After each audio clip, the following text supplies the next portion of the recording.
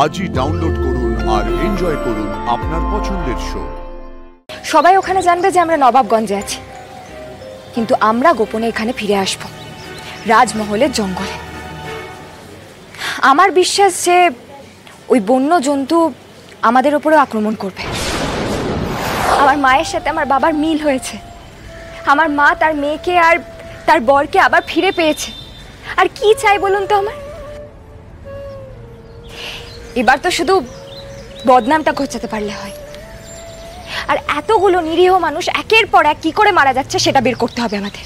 এমনভাবে মৃত্যুগুলো হলো যে আমি নিজেই ঘাবড়ে গেছি।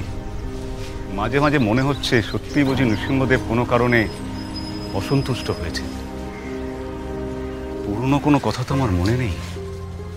সত্যিই তো আমি শ্মশানচারী ছিলাম অনেক দিন, যা পেয়েছি তাই খেয়েছি। তাতে যদি কোনো অপরাধ হয়ে থাকে তাহলে হয়েছে। তবে আমার মনে হয় আমরা ওখান থেকে বেরিয়ে এসে কিন্তু ভালোই হয়েছে। এতে যদি নৃসিংহদেব শান্ত হন, মানুষের মঙ্গল করেন, এর থেকে ভালো আর কি হতে পারে? নবাবগঞ্জ, ভগবানপুর, আসুন আসুন আসুন, নবাবগঞ্জ নবাবগঞ্জ নবাবগঞ্জ।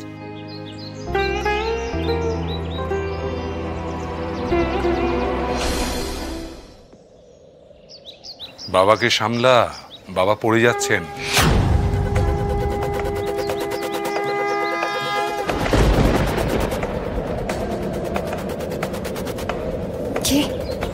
কি ছিল? বাবা!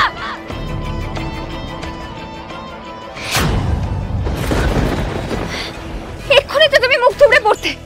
ভাগ্যিস আমাকে। কি হয়েছে? একেবারে পাগলি মেয়ে।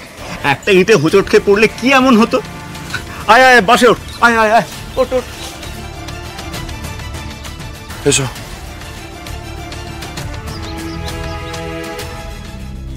ওই কি ভাবছো বলো তো? বাবা হোঁচট খাওয়ার আগে কেউ আমায় সাবধান করে দিল। আমার কানের কাছে এসে ফিসফিস করে বলল যে বাবা বাবা হোঁচট খেতে যাচ্ছে, বাবাকে সামলাতে।